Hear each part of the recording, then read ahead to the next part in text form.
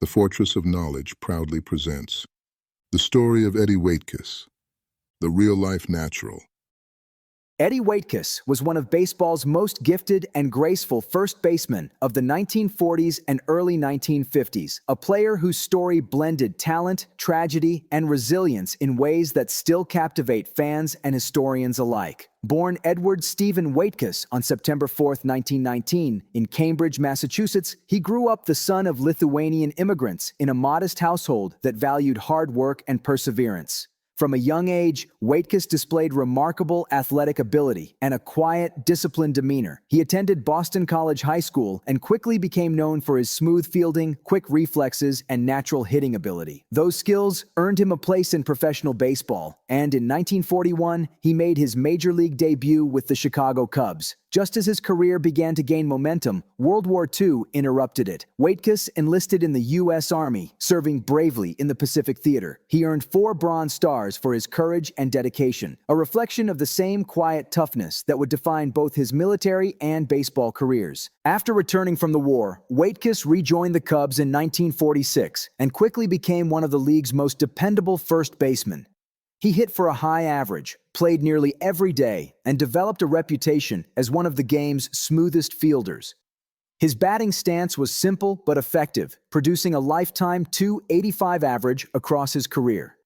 In 1948, he was selected to the National League All-Star team, a recognition of his steady excellence on both sides of the ball.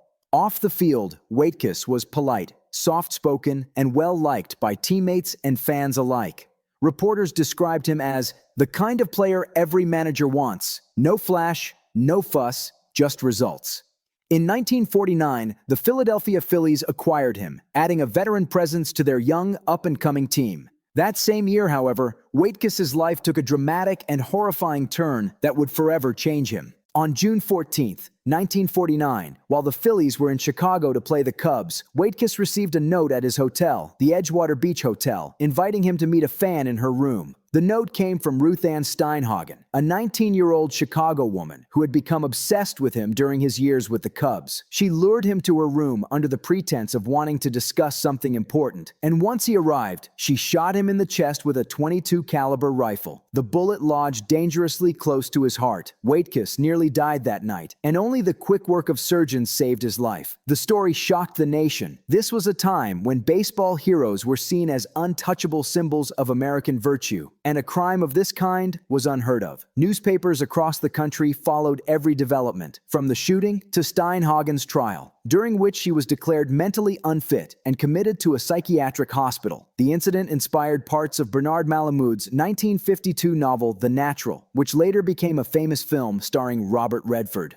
In the novel, the fictional player Roy Hobbs is shot by a mysterious woman before making a dramatic comeback, echoing Waitkus' own story of injury and return. Waitkus' recovery took months of grueling surgery and rehabilitation. Doctors initially doubted whether he would ever play again, but his quiet determination drove him back to the field. By the 1950 season, he was not only back in uniform, but playing at an elite level. That year, his Philadelphia Phillies team, nicknamed the Whiz Kids for their youth and energy, won the National League pennant, the franchise's first since 1915.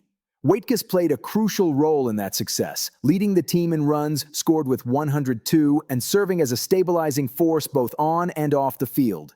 His courage and perseverance made him an inspiration to teammates and fans alike.